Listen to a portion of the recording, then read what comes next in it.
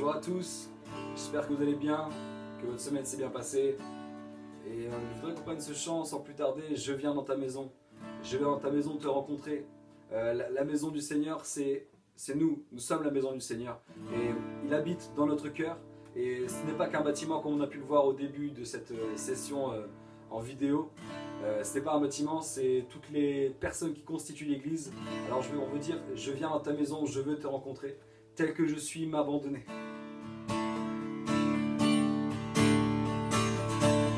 Je viens dans ta maison, je veux te rencontrer. Tel que je suis, m'abandonner.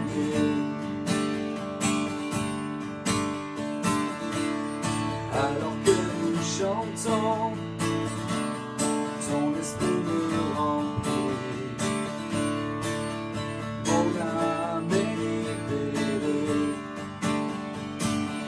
Je viens dans ta maison. Je viens dans ta maison. Je veux te rencontrer. Tel que je suis, m'abandonner.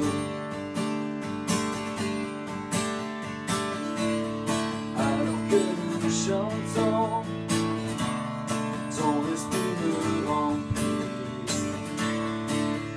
mon âme est libérée.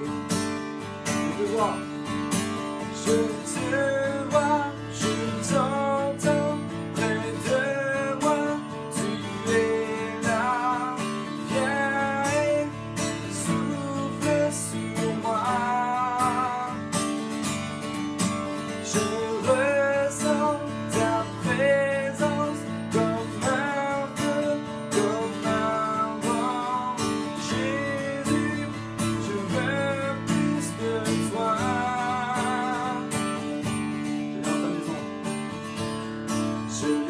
Ta maison, je veux te rencontrer, tel que je suis, m'abandonner. Alors que nous chantons, alors que nous chantons, ton esprit me remplit, mon âme est libérée. Je te vois. Je t'entends près de moi, tu es là, viens et souffle sur moi.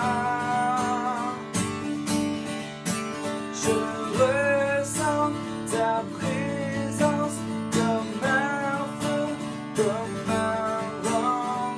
Jésus, je veux plus de toi.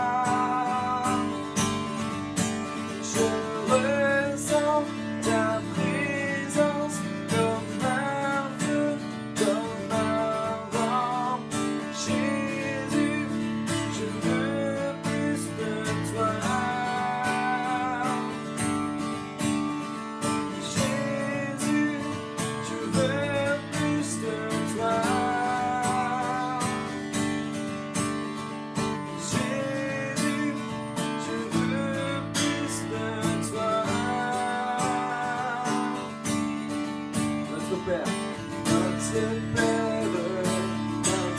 Père, des aux cieux, que ton nom soit sanctifié, que ton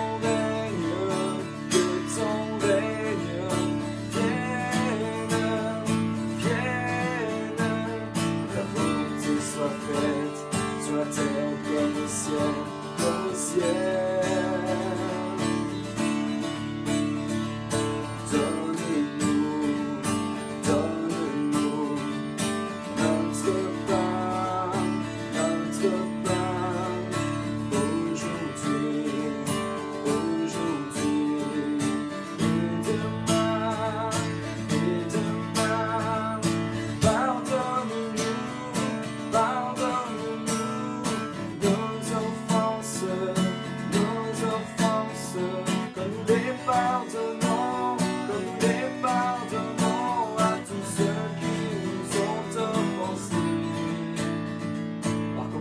chant et vous allez faire les répétitions.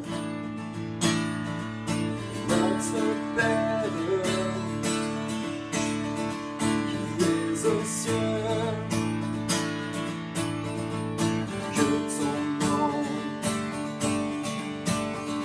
soit sanctifié, que ton règne vienne, ta volonté soit faite sur la terre comme au ciel, comme au ciel. Donne-nous notre pain aujourd'hui et demain. Pardonne-nous nos offenses, comme nous les pardonnons à tous ceux qui nous ont offensés. Ne nous soumets pas à la tentation, mais délivre-nous du mal. Ne nous soumets pas à la tentation, mais délivre-nous du mal. Car c'est à toi qu'appartient pour les siècles des siècles le règne, la puissance et la gloire. Le règne, la puissance, la puissance. Le règne, la puissance et la gloire. Le règne, la puissance et la gloire.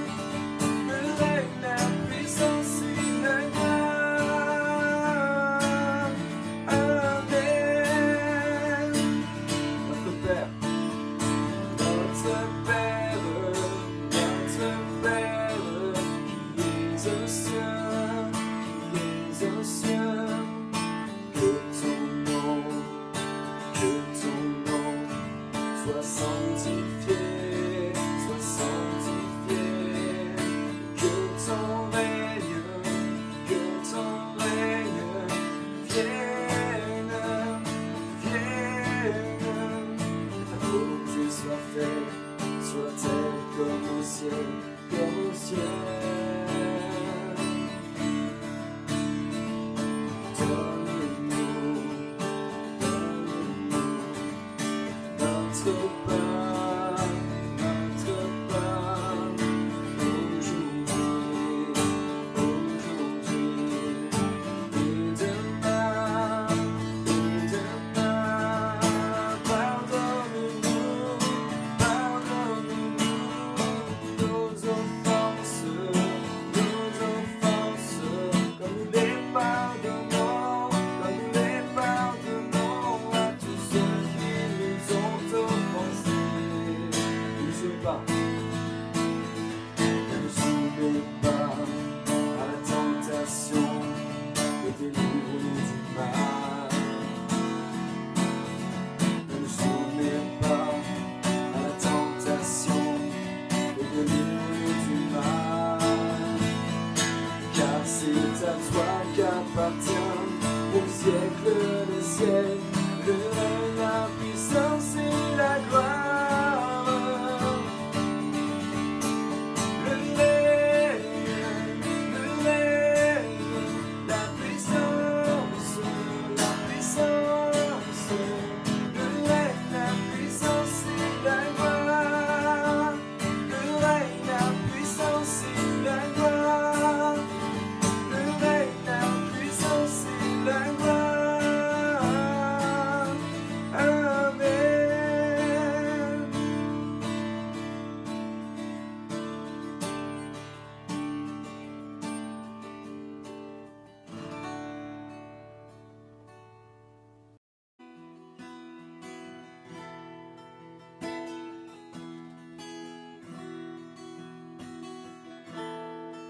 On va prendre ce chant qui dit « Oh oui, je crois que c'est la vérité qui peut libérer. » Et quand quand on regarde la parole de Dieu, dans Jean 8, verset 32, il dit « Vous connaîtrez la vérité et vous serez réellement libérés ». Donc proclame par rapport à ce chant que tu es libéré par cette vérité qui est Jésus-Christ.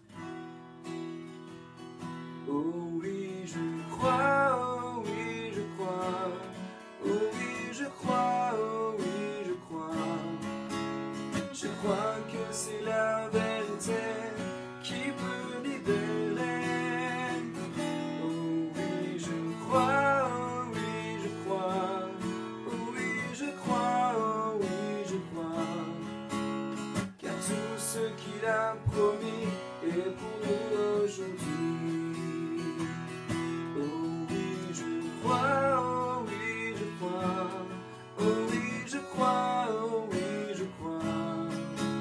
Je crois que c'est la vérité qui peut libérer. Oh oui, je crois, oh oui, je crois, oh oui, je crois, oh oui, je crois. Car tout ce qu'il a promis est pour nous aujourd'hui. Oh oui, je crois, oh oui, je crois, oh oui, je crois, oh oui. Je crois que c'est la vérité qui peut libérer. Oh oui, je crois, oh oui, je crois, oh oui, je crois, oh oui, je crois. Car tout ce qu'il a promis est pour nous aujourd'hui.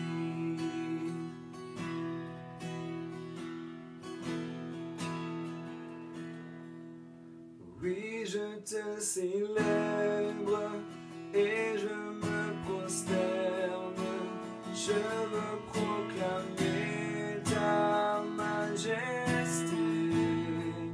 En toi tu n'es que grâce, tout est admirable.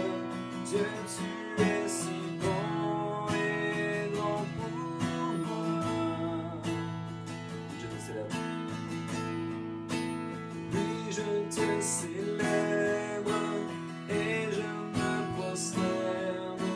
Je veux proclamer ta majesté. En toi tu n'es que grâce, tout est admirable. Dieu, tu es si bon et grand pour moi.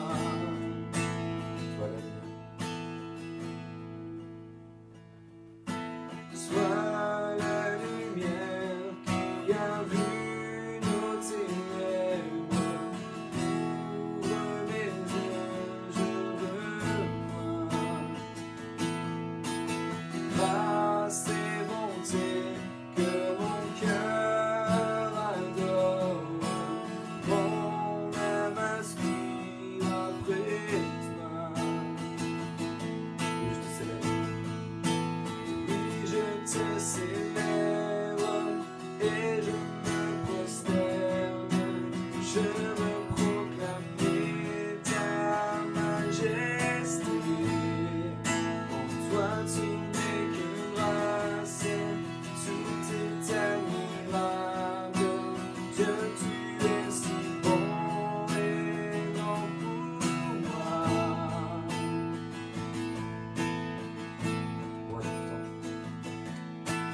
Roi de tout temps, vers toi vont nos hommages, la gloire au plus haut des cieux. Sur cette terre, tu t'es fait misérable, humble et petit par amour. Oui, je te célèbre et je me prosterne. Je veux proclamer ta majesté. En toi tu n'es que grâce, tout est admirable. Dieu, tu es si bon et grand pour moi. Je ne saurais jamais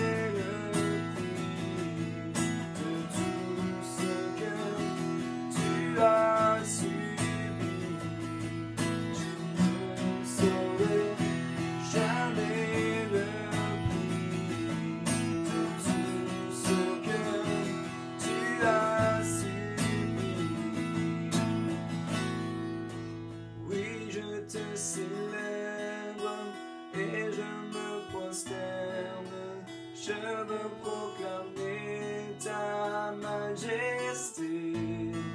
En toi tout n'est que grâce, tout est admirable. Dieu, tu es si bon et grand pour moi.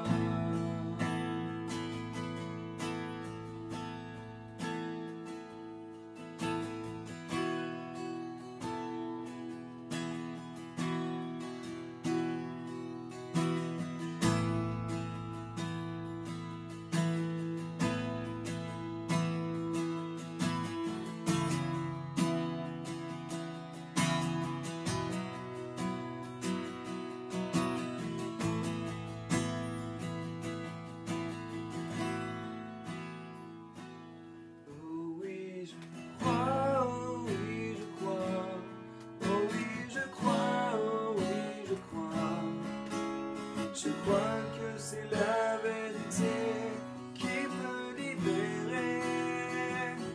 Oh oui, je crois, oh oui, je crois. Oh oui, je crois, oh oui, je crois. Je crois que c'est un promis et pour nous aujourd'hui. Je crois que ce qu'il a promis est pour nous aujourd'hui. Car tout ce qu'il a promis est pour nous aujourd'hui.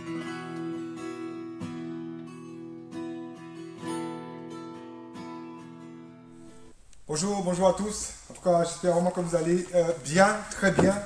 La semaine passée, oui, j'avais dit que c'était la fête des pères en Belgique, en France, aux États-Unis. Mais j'avoue que je me suis trompé. J'ai découvert ça quand je suis arrivé chez ma belle-mère. Et apparemment, la fête des pères pour la France, c'est ce week-end. Et je pense ne pas me tromper. Et de ne pas avoir dit la semaine prochaine que je me suis trompé. En tout cas, bonne fête à tous les papas du côté français. Et voilà, les papas qui habitent en France et qui sont ici auront bonne fête papa 2 fois. Alléluia. Moi aussi, j'ai bonne fête papa 2 fois. J'ai eu ma bonne fête papa avec les Belges. J'ai joué ma bonne fête papa demain avec la France. En tout cas, vraiment que Dieu puisse nous bénir tous. Je remercie vraiment Théo pour les chants qu'il a, les chants, toute la partie louange. La semaine passée, on avait son papa avec nous et on était vraiment content d'avoir notre frère avec nous, content que les choses se soient passées comme ça. Mais en tout cas, on se rend compte que l'Église, à chaque moment, à chaque pas, elle a pu, comment dirais-je, l'Église a réussi en fait à toujours eu quelqu'un pour la supporter dans des temps favorables. Mais en tout cas, pendant le coronavirus, je pense vraiment que nous tous ensemble, nous avons supporté l'Église. Nous avons supporté l'Église par nos prières, nous avons supporté l'Église, voilà, la louange a dû prendre place autrement. Théo a supporté l'Église, avec le groupe de jeunes, on a fonctionné un petit peu autrement, et on fonctionne encore autrement avec le groupe de jeunes. Et d'ailleurs, je bénis vraiment tout le groupe de jeunes de l'Église Viez-et-Voix. Et je vous encourage vraiment à demeurer ferme, à continuer.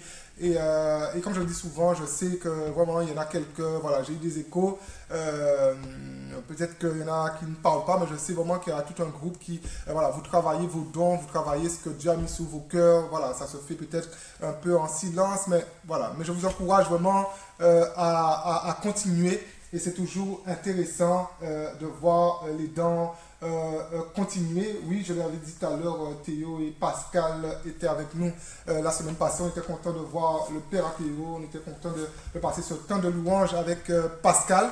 Et nous sommes heureux encore d'être retrouvés ici ce matin autour de la parole de Dieu. Nous avons commencé la semaine passée une série sur l'adoration. Et l'adoration, c'est vraiment quelque chose de central à l'Église. Et le titre de la série, Sauvé pour adorer. Sauvé pour adorer. Et adorer, littéralement, c'est se prosterner. Proskuneo, c'est littéralement se prosterner, se mettre littéralement le front contre terre devant Dieu. Quelque part, on reconnaît la majesté de Dieu. On reconnaît la grandeur de Dieu. Et ce matin, le message numéro 2 de cette série, l'adoration, c'est reconnaître. L'adoration, c'est reconnaître. Et dans notre adoration, nous devons reconnaître qu'il y a un certain nombre de choses. Mais on va lire, je demande à mon épouse, avant de lire, on va juste lire deux versets qui se trouvent en Exode 34, les versets 8 et 9. Aussitôt Moïse s'inclina à terre et se prosterna. Il dit, « Seigneur, si j'ai trouvé grâce à tes yeux, que le Seigneur marche au milieu de nous, car c'est un peuple au cou raide. Pardonne nos iniquités et nos péchés, et prends-nous pour ta possession. » Wow.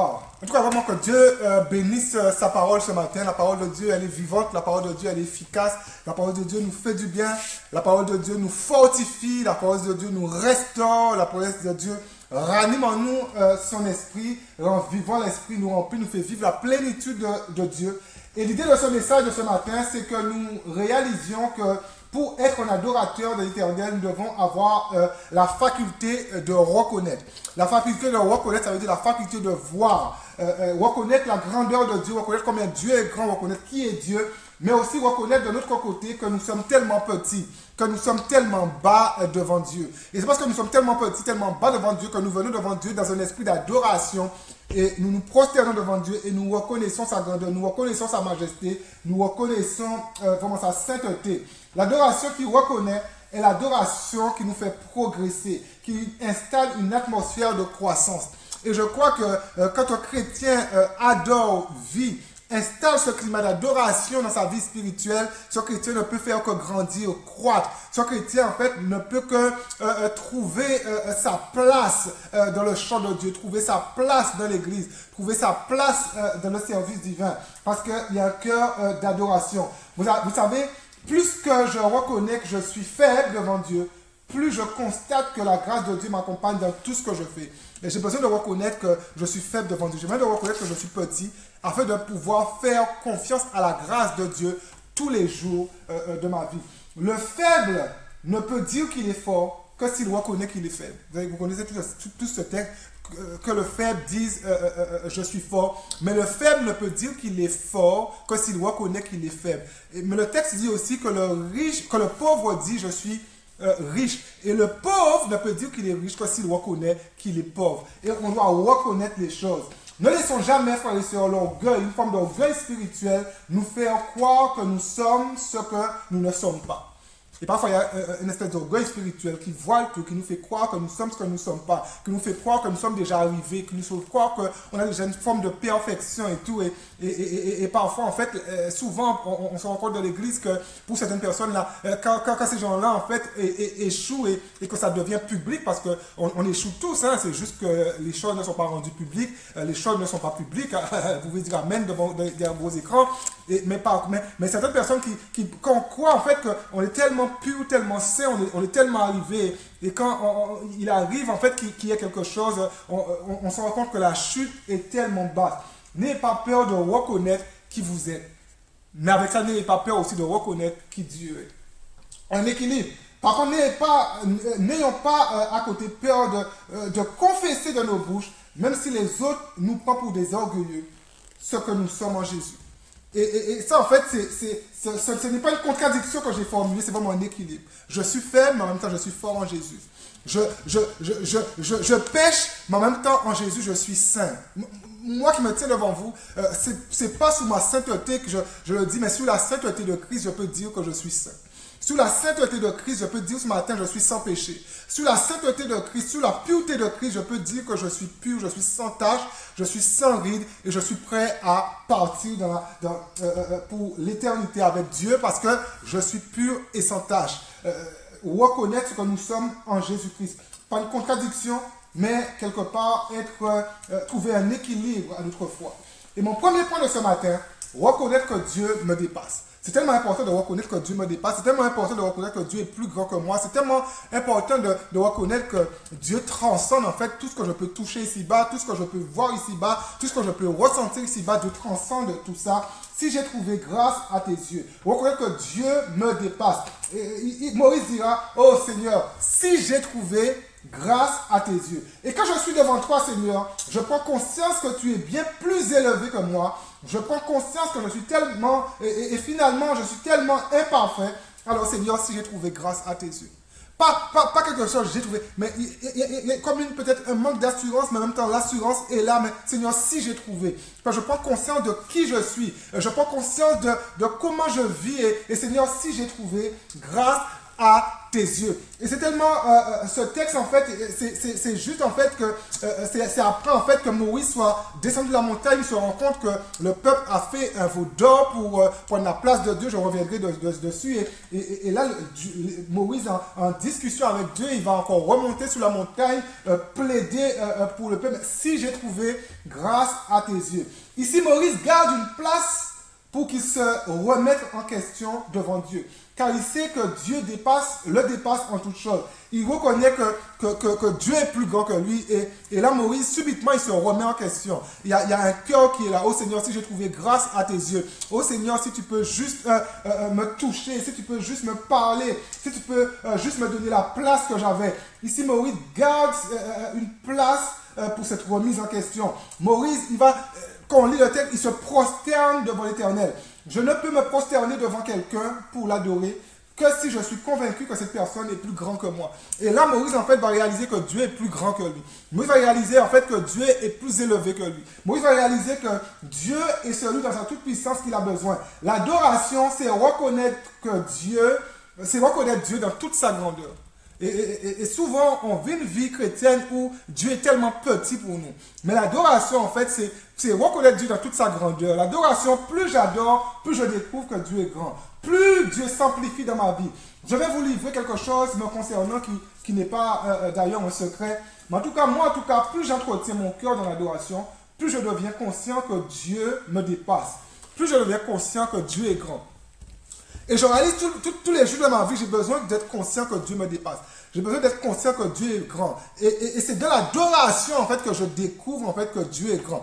Plus j'adore Dieu, plus je me prosterne devant Dieu, plus je découvre sa sainteté. Et je réalise quelque part que tous les jours, j'ai besoin de cette grandeur. J'ai besoin de la grandeur de Dieu. J'ai besoin de sa plénitude dans chaque aspect de ma vie. J'ai besoin de lui. Si nous n'avons pas, frères et sœurs, si nous n'avons pas, frères et sœurs, la grandeur de Dieu dans chaque aspect de nos vies, nous ne deviendrons jamais ce que Dieu a prévu que nous devenons. Nous ne rentrerons jamais avec précision dans le chemin de notre appel, contrairement à Moïse, qui est rentré avec tellement de précision dans sa destinée, parce que quelque part, Moïse savait qui était Dieu pour lui. Il savait apprécier Dieu. Dieu était grand dans chaque aspect de la vie de Moïse. N'oubliez pas ce que je vous dis, ce que je vous ai dit, c'était la semaine passée. L'adoration concerne chaque aspect de nos vies.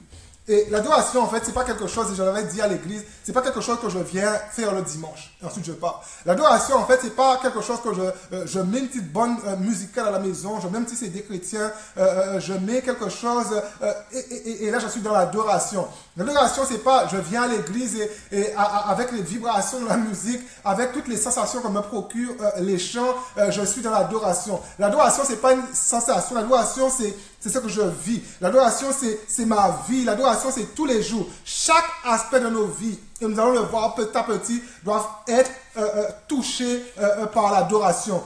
Le service de Dieu, c'est l'adoration. Chanter, c'est l'adoration. Aller rendre visite à quelqu'un qui a besoin, c'est l'adoration. Encourager quelqu'un, c'est un geste d'adoration. J'adore Dieu dans chaque aspect de ma vie.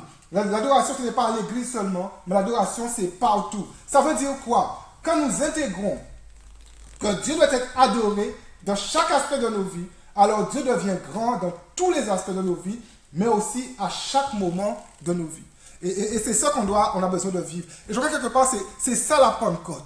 Et quand on parle de la plénitude, en fait, c'est quelque chose qui déborde, c'est quelque chose qui est rempli. C'est un contenant et on doit juste avoir conscience de ça, la grandeur de Dieu. Et quand on adore Dieu dans chaque aspect de nos vies, on donne Dieu de la place dans chaque aspect de nos vies. Et là, en fait, le Saint-Esprit se glorifie. Et là, on peut vivre la plénitude de l'Esprit. C'est quelque chose qui se vit dans chaque aspect de nos vies. Vous savez, le chrétien n'a pas plusieurs vies.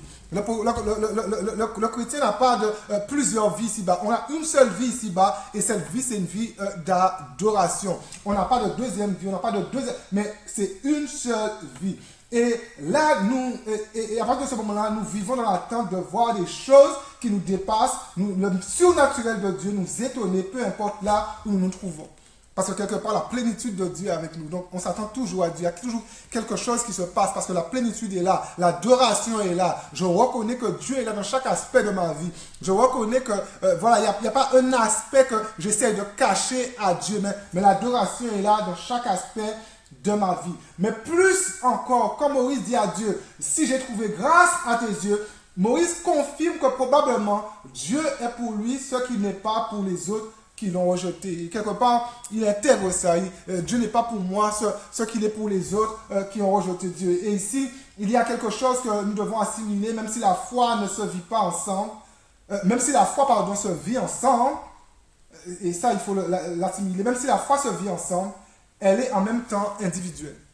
Et ça, on doit le situer. La foi se vit ensemble. Je veux dire, il y a un problème de la foi de quelqu'un qui me dit, je veux juste vivre ma foi dans mon canapé.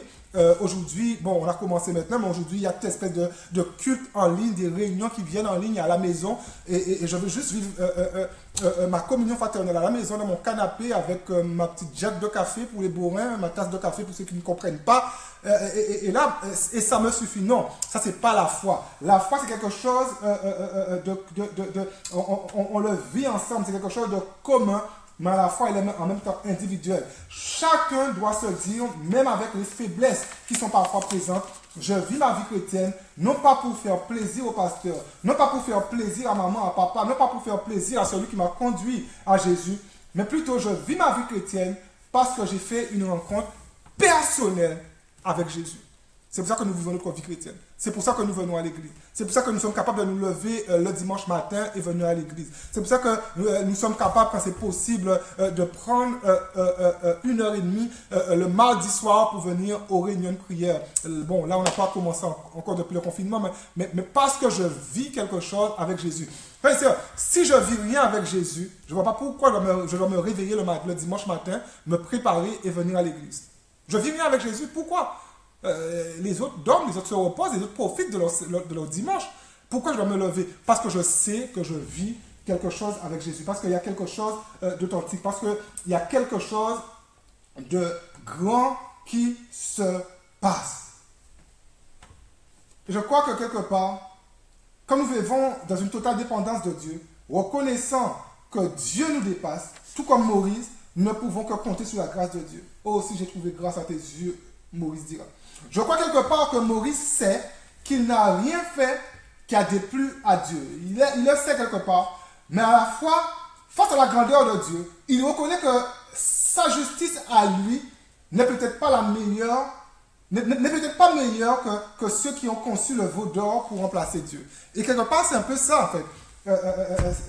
Il réalise en fait que aussi j'ai trouvé grâce à Dieu. Ici subitement Moïse sait que le peuple a péché, ils ont fait le veau d'or. Mais c'est-à-dire si moi personnellement, si j'ai trouvé grâce à tes yeux, ça veut dire quelque part que Moïse se met quelque part au même niveau que le peuple. Ma justice au final, elle n'est pas meilleure que le peuple. C'est pas parce que Dieu m'a établi berger sous le peuple, quelque part le prêtre de ce peuple, le pasteur de ce peuple, que je suis plus que mes seigneurs. Si j'ai trouvé grâce, il commence vraiment à revenir, lui, devant Dieu. Il regarde à son cœur. Il réalise en fait qu'il a besoin de la grâce de Dieu autant que les autres. Il a besoin de la grâce de Dieu autant que ceux qui ont fait le veau d'or. Si j'ai trouvé grâce à tes yeux.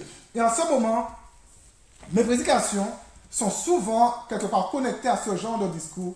Et je crois vraiment que c'est peut-être l'œil du Saint-Esprit qui est là et qui veut certainement pointer quelque chose. Et depuis quelques dimanches, mes prédications sont souvent ciblées sur ce genre de choses. Mais même si le péché des autres peuvent et doivent nous être en erreur, on n'a pas de problème avec ça. N'oublions jamais que nous aussi, nous sommes comme les autres dans une position qui a besoin de la grâce de Dieu tous les jours. Et ça, on doit vivre avec ça. Ça, on doit renouveler en fait cette pensée chaque jour avec nous, afin de ne pas être une église où on va écraser les autres, où on va anéantir l'autre, où on va littéralement achever ceux qui ont été blessés par un péché, ceux qui ont été blessés par une immoralité, ceux qui ont été piqués par quelque chose. Mais on doit juste se dire qu'au final, nous sommes comme eux, nous avons besoin de la grâce de Dieu tous les jours. Frères et sœurs, moi j'ai besoin de la grâce de Dieu tous les jours de ma vie. Et ça, je le sais. Je le sais et je sais que je le sais. Et je suis convaincu que je sais que je le sais. J'ai besoin de la grâce de Dieu tous les jours de ma vie, de la même façon qu'un chrétien lambda qui vient ici a besoin de la grâce de Dieu. Nous avons besoin de l'assimiler. Ici, Maurice, c'est une chose, c'est que Dieu le dépasse et qu'il a besoin de sa grâce. J'ai juste besoin de sa grâce. J'ai juste besoin, Seigneur, que si j'ai trouvé grâce à tes yeux. Mon deuxième point, reconnaître que nous sommes un. Reconnaître que nous sommes un. Écoutez, je suis fier de dire, vraiment fier de dire, je ne dis pas ça souvent, mais je suis fier. Ce n'est pas de l'orgueil, mais fier.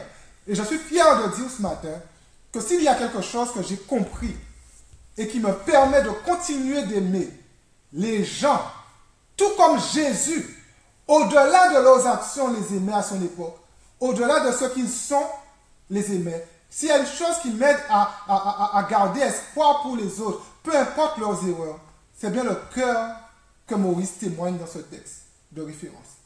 Mettez-vous à la place de Maurice un instant. Maurice, il est berger, il est prêtre, il est sacrificateur, il est vraiment un peu tout pour ce peuple. Mettez-vous à la place de Maurice un instant. Maurice, il revient de la montagne. Il revient de la sainte présence de Dieu. Il vient de vivre quelque chose de fort. Maurice vient de vivre un moment de qualité. Un moment que probablement beaucoup de chrétiens rêvent de vivre avec Dieu. Que je rêve de vivre. Il vient de la montagne. Il était tellement proche de Dieu. Il a vécu quelque chose qui probablement a bouleversé tout le restant de sa vie. Et là, quand Maurice descend de la montagne, il se rend compte que le peuple qu'il dirige est complètement à côté de la plaque. Il réalise quelque part que l'église qu'il dirige, si on peut employer ce terme-là, est complètement à côté de la plaque. Complètement à côté de la plaque.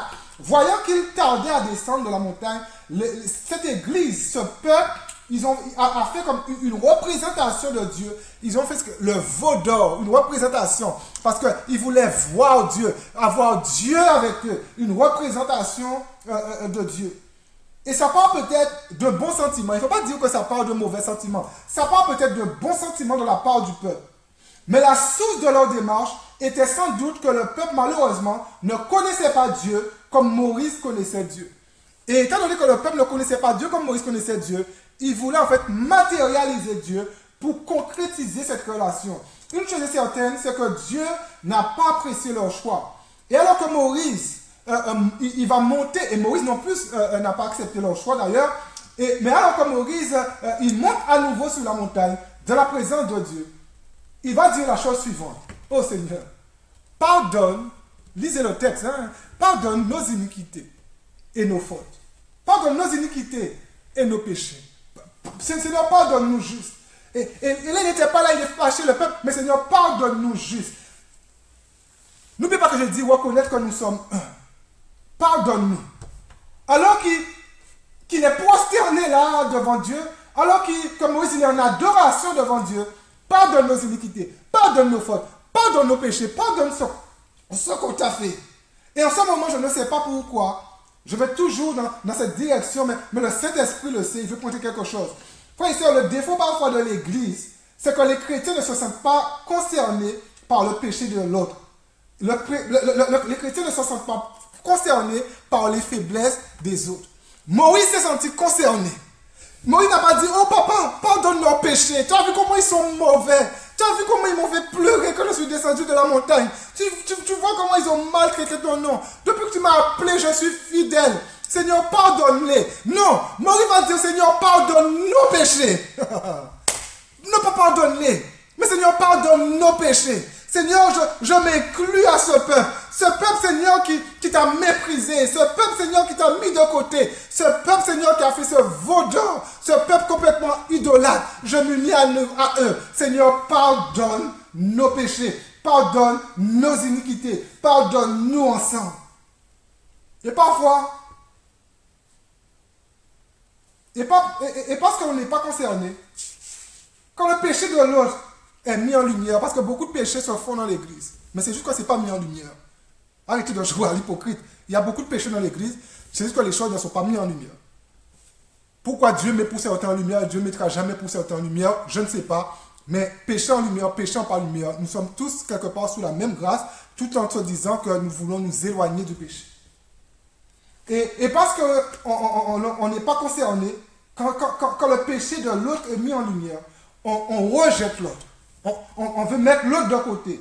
Au lieu de porter sa cause devant Dieu, comme Moïse, et être pour lui un encouragement, nous le détruisons. Et c'est surprenant, mais alors que Moïse est sur la montagne, il n'a pas dit à Dieu, pardonne leurs iniquités, pardonne leurs péchés. Mais il a dit, pardonne nos iniquités, pardonne nos péchés. Je suis concerné et je veux que nous avions ensemble, il y a quelque chose qui nous unit, que je ne veux pas détruire. Oh Seigneur, pardonne. Certains diront, mais c'était le rôle de Moïse. Il était responsable du peuple. Tout comme aujourd'hui, c'est le job du pasteur. Il est responsable du peuple. Je répondrai ainsi à ce genre de frères et sœurs. Ma vision pour l'Église, ma vision pour cette Église, est que tout le monde, je le dis bien, et que tout le monde, je le redis encore, ma vision, c'est que tout le monde se sente concerné par ce que l'autre vit. Ma vision, c'est que tout le monde s'investisse dans la vie de ceux qui ont besoin de restauration. Par une prière, par une louange, par une adoration. Oh Seigneur, je me sens concerné. Aide-nous à nous relever ensemble. Prends-nous ensemble, Seigneur. Pense à ce frère, Seigneur. Pense à cette sœur. C'est ça l'Église. Moïse dira, nos péchés, nos iniquités. Il dit à Dieu ici, Seigneur, si tu les pardonnes de leurs fautes, c'est à moi que tu pardonnes. Moi, je suis tout... Quelque part, il dit, Seigneur, si tu les pardonnes, c'est à moi que tu pardonnes. Mais si tu ne le pardonnes pas, je me sens quelque part, Seigneur, condamné. Je ne sais pas pour vous, mais dans des situations parfois, des situations bien précises, et avec ma femme, on l'a déjà vécu, j'ai eu à demander pardon à Dieu pour des fautes que je n'avais pas commises. Ça peut choquer, mais c'est quelque chose qui se fait.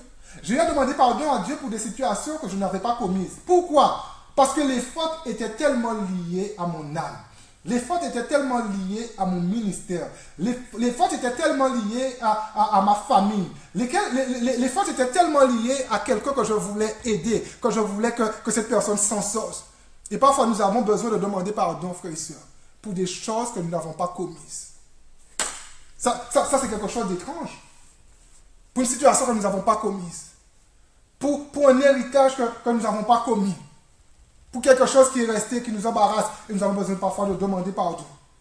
Pour des fautes que nous n'avons pas commises. C'est très bizarre, c'est très alarmant, mais nous avons besoin. Parfois, les choses sont plus liées à nous que ce que l'on pense. Et frères et sœurs, nous sommes un en Jésus, et ceci malgré les péchés que nous pouvons commettre. Reconnaître que nous sommes un, c'est reconnaître que je suis affecté par ce que vivent ceux qui partagent au final la même expérience que moi, la même vision que moi. La foi chrétienne, elle n'est pas individuelle, nous sommes liés les uns les autres. Elle n'est pas individualiste, pardon, nous sommes liés les uns les autres. Il y a une dimension très personnelle dans la foi que je ne rejette pas. Mais en même temps, il y a une dimension très collective, ensemble dans la foi, et les deux aspects sont dans notre texte. Les deux aspects sont là dans notre texte. Et mon dernier point pour ce matin, reconnaître pour revenir à Dieu. Reconnaître pour revenir à Dieu. Moïse dit à l'Éternel, et prends-nous pour ta possession. Oh Seigneur, le peuple a péché, nous avons péché. Il a dit, Seigneur, pardonne-nous, mais Seigneur, maintenant, prends-nous pour ta possession. Nous revenons à toi, Seigneur, prends-nous pour ça. J'ai reconnu, maintenant, Seigneur, prends-nous pour ta possession. Tellement de sens. On peut voir ici le cœur de Moïse qui ne veut pas rester loin de Dieu, mais qui ne veut pas aussi que le peuple reste loin de Dieu. Il ne peut pas concevoir ne plus appartenir à Dieu. Il ne peut pas concevoir ne plus pouvoir avoir accès à la présence de Dieu. Ici, Moïse fait littéralement une prière de repentance, non seulement pour le peuple, mais pour lui aussi. Il veut revenir. Maurice sait que lorsque l'on s'éloigne de Dieu, il faut revenir. Et c'est ce qu'on va faire qui les faux pas. On s'éloigne de Dieu, mais on n'ose pas revenir. On n'ose pas. Et peut-être que je parle à quelqu'un ce matin, quelqu'un qui peut-être dans le passé a peut-être fait partie de l'église de Jemab. Je te parle ce matin. Quelqu'un qui s'est éloigné de Dieu, quelqu'un qui a fait des choix qui ont déplu à Dieu et qui s'est laissé piéger et n'est jamais revenu. Peut-être que je parle à plusieurs mêmes personnes ce matin. N'oubliez jamais que lorsque l'on s'éloigne de Dieu, il faut revenir. Avec un cœur repentant, avec un cœur qui reconnaît ses fautes, avec un cœur qui reconnaît, mais il faut revenir. On s'éloigne de Dieu, il faut revenir. Et ce matin, c'est une invitation à revenir. Et j'espère vraiment que quand le confinement sera terminé, l'église va se remplir de chrétiens qui disent, oh, j'ai entendu ce message et je reviens. Je reviens juste de la maison de l'Éternel.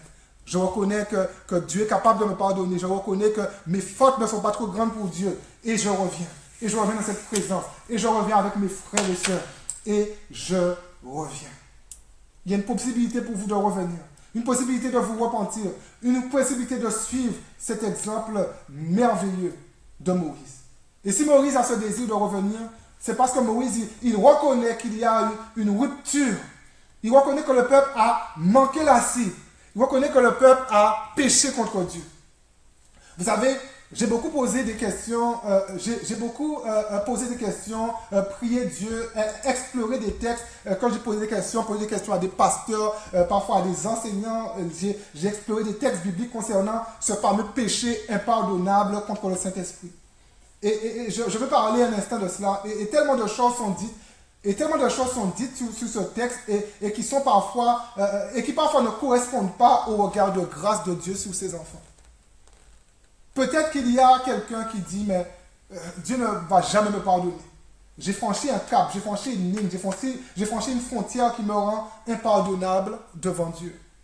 Je te réponds que c'est toi qui le dis, que tu ne peux pas être pardonné, mais pas Dieu. Dieu dit autrement. Et tant que tu as la force de reconnaître que tu as besoin de Dieu et que tu reconnais ton état devant Dieu, Dieu peut encore te pardonner.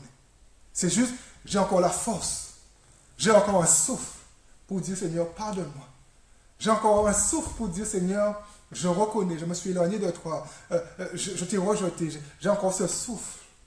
Et alors que je reconnais et que j'ai encore ce souffle, Dieu est encore prêt pour me pardonner. Dieu est encore prêt pour m'accueillir à nouveau. Frères et sœurs, il y a toujours un chemin pour revenir à Dieu. Et le seul obstacle, c'est nous, c'est vous. Mais il y a toujours un chemin. Toujours un chemin. Et c'est ça la grâce. Et souvent, en fait, on a tellement détruit la grâce. On a tellement malmené la grâce qu'aujourd'hui, il y a des gens qui ne veulent plus revenir à Dieu parce qu'ils savent juste qu'un pasteur a semblé leur dire qu'il n'avait plus de chemin. Mais je vous dis ce matin, la grâce, c'est dire aux gens, il y a toujours un chemin pour revenir à Dieu. Peu importe ce que tu as fait, peu importe là où tu as été, peu importe tes crimes, peu importe comment tu as été condamné par l'homme, il y a toujours un chemin pour revenir à Dieu. Je suis béni de voir, de lire des témoignages des gens qui ont été condamnés par des hommes qui sont en prison, parfois pour de longues périodes, mais dans cette prison, en fait, ils sont chrétiens, ils lisent leur Bible, ils vont à l'église, il y a des gens qui viennent le visiter, et là, il y a toujours un chemin pour revenir à Dieu. Toujours un chemin. Et ça, c'est la grâce de Dieu. Ça, c'est la faveur de Dieu. Vous savez, s'il y a quelque chose que j'ai compris, c'est que quand je m'éloigne de Dieu, quand je tombe à cause de la grâce de Dieu, il y a toujours un chemin pour moi. Le savoir n'est pas une invitation à pécher. Le savoir n'est pas une invitation à se vautrer dans l'immoralité. Bien au contraire. Dieu m'entend, c'est ce chemin que je veux montrer à quiconque est tombé et qui a l'impression de ne pas trouver cette possibilité d'être pardonné. Il y a des gens qui sont tombés, ils ont l'impression de ne pas trouver cette possibilité d'être pardonné. Ils ont l'impression de ne pas trouver ce chemin. Je veux être ce pasteur qui dit, voici ce chemin. Et Dieu veut te pardonner. Dieu veut encore te reconstruire. Pleure un bon coup. Crie un bon coup. Fais ce que tu veux, mais simplement laisse Dieu découvrir ton cœur. Laisse Dieu revoir ce cœur qui veut revenir à lui. Il y a toujours un chemin et je veux être ce pasteur, ce berger qui conduit les gens dans ce chemin. Un chemin de repentance, un chemin de restauration, un chemin de victoire. Peu importe là où vous êtes arrivé dans votre folie, ayez juste la force de reconnaître et de revenir. Et alors que vous reconnaissez, criez vers lui comme Moïse. Prends-moi pour ta possession. Prends-moi, Seigneur, pour ta possession. Je ne veux plus arrêter de t'appartenir, mais prends-moi pour ta possession. Vous savez, en tant que chrétien, nous ne pouvons pas accepter de ne plus appartenir à Dieu. Ça, c'est l'inacceptable. On ne peut pas accepter de ne plus appartenir à Dieu. Nous ne pouvons pas accepter que par un manque de repentance, un manque de retour à Dieu, que nos fautes nous éloignent à Dieu. Reconnais et reviens. Reconnais et reviens. J'avais eu une discussion tellement passionnante, tellement forte, une fois, avec un frère sur ce sujet, un frère de l'église ici même. Et vous savez, on ne peut pas perdre son salut comme on peut perdre un objet. J'ai juste perdu ma clé, je me promenais, j'ai perdu ma clé, j'ai perdu une pièce de monnaie. On ne peut pas perdre son salut comme juste on perdrait un objet. Mais on peut par nos choix, le mot choix est très important, on peut par nos choix décider de ne plus revenir à Dieu quand on s'est éloigné et abandonner nous-mêmes, je le répète encore, par nos choix, nos saluts. On abandonne par nous-mêmes, par nos choix, notre salut. Et ce matin, je suis convaincu qu'il faut que quelqu'un entende que la grâce de Dieu est capable de le toucher, peu importe ce qu'il a fait. Vous savez, j'aime tellement voir des bas tombés être relevés. J'aime tellement voir des gens qui sont complètement en bas, des gens qui n'avaient plus d'espoir être relevés. Et je vis pour ça. Chaque battement de mon cœur, frère et soeur, c'est pour voir la grâce de Dieu restaurer des vies. Et je travaille pour ça, je prie pour ça. Je réfléchis pour ça. Quand je mange, ça fait partie de moi. Vouloir voir des vies restaurées. Et recevoir ce matin la restauration. Je vais conclure en disant, ce matin le message, c'est un appel à reconnaître. Peu importe là où tu es, reconnais. Peu importe comment tu es, reconnais. À la fois un message d'unité. À reconnaître à la fois nos limitations d'un côté et de l'autre côté à reconnaître que Dieu est tout puissant, la toute puissance de Dieu. Par sa toute puissance, Dieu peut venir à notre secours, peu importe où nous sommes ce matin. Frère et sœurs, n'ayez pas peur de me téléphoner. Et je ne dis pas souvent, vous avez mon numéro de téléphone. N'ayez pas peur de me téléphoner et me dire, pasteur, j'ai enfin accepté que Dieu était capable de me pardonner. Que Dieu était capable d'accepter juste mon pardon. Et Seigneur, en entendant ton message, pasteur, j'ai juste accepté le pardon de Dieu, le pardon divin. Et là, pasteur, j'ai senti une culpabilité m'abandonner. J'ai senti un poids m'abandonner. Il y a trop de gens, en fait, qui n'acceptent plus le pardon de Dieu. Ils continuent à venir à l'église, mais n'acceptent plus le pardon de Dieu. D'autres ont arrêté de venir à l'église parce qu'ils n'acceptaient plus le pardon de Dieu. On n'arrivait plus à croire que Dieu était capable de pardonner. J'ai envie de vous dire que Dieu vous pardonne.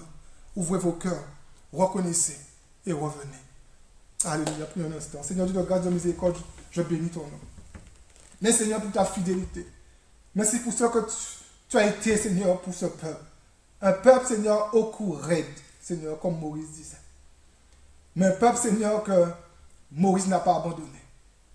Et Moïse, Seigneur, même si ce peuple a tellement de fois mis Moïse dans des états pas possibles, mais Moïse a porté, Seigneur, ce peuple sur son cœur. Et nous l'avons vu ce matin. Seigneur, aide-nous, Seigneur, à ne pas juger ceux qui ont pris des mauvais choix. Mais aide-nous, Seigneur, à les aider. Aide-nous à prier pour eux.